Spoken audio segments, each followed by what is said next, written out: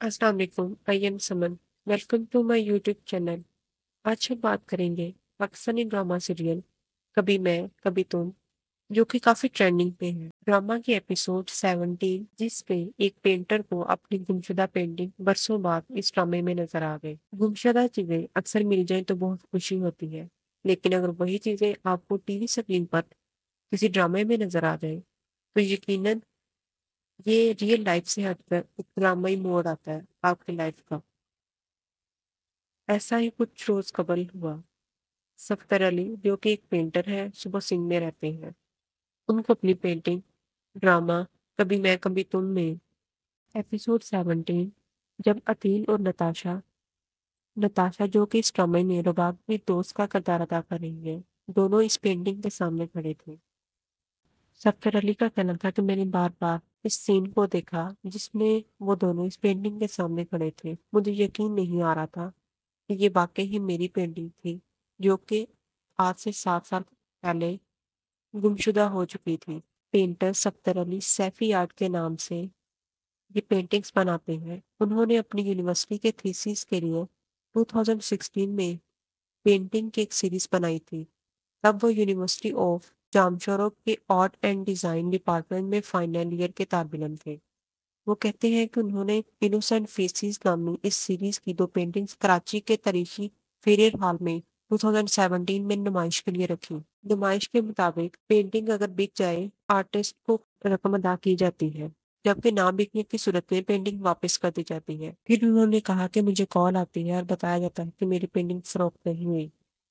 उसके मुताबिक मुझे ये करना था कि अपनी पेंटिंग उन लोगों से वापस लेनी थी, लेकिन फिर मुझे 1 माह बाद कॉल आई कि वो गुम हो चुकी है।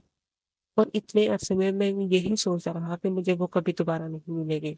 सैफी आर्ट ने बताया कि मेरे साथ और भी कई आर्टिस्ट हैं जिनकी पेंटिंग्स गुम हुई है। मैंने यही सोचा कि उस वक्त कोई कार्रवाई नहीं हुई, और जब वो लोग कुछ नहीं कर रहे तो मैं अकेला क्या करूंगा। लेकिन 7 साल बाद सैफी आर्ट को वही पेंटिंग अपने ड्रामे में नजर आई, जहाँ दिल और नताशा एक नुमाइश में मौजूद थे और इस पेंटिंग के सामने खड़े थे। ये पेंटिंग फेलियर हॉल कराची में मौजूद है। हॉल वालों का कहना है कि अगर किसी आर्टिस्ट को लगता है कि ये पेंटिंग उनकी है तो वो उनको रसीद दिखाकर उन्हें ले जा सकते हैं। लेकिन सैफी आर्ट का कहना है कि ये बात इतनी पुरानी है कि उन्हें की रसीद भी खो चुकी है। लेकिन उन्होंने अपने पूरे थीसिस का वर्क और कुछ इस पेंटिंग के साथ पिक्चर्स अप्रिशिएट की। सैफी आर्ट का कहना है कि ड्रामे की वो किस देखने के बाद यही समझ आया कि सोशल मीडिया की ताकत का इस्तेमाल किया जाए।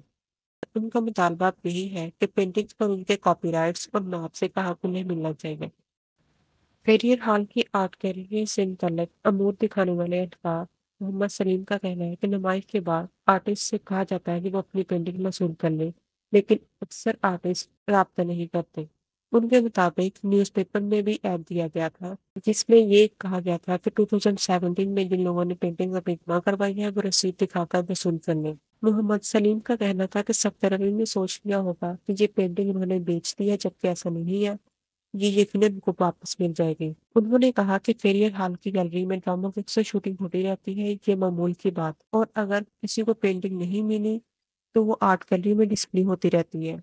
मोहम्मद सलीम ने मजीद कहा कि सफ्दर अली के अलावा और भी बहुत सारी पेंटिंग्स हैं जो कि इनसे भी पुरानी पड़ी हुई हैं, और हम लोग इन फनकारों का बहुत अच्छे तरीके से रखते हैं और हमारी कोशिश होती है कि इन्हें महफूज रखा जाए। सोशल मीडिया पर सफ्दर को काफी हमायत हासिल हुई।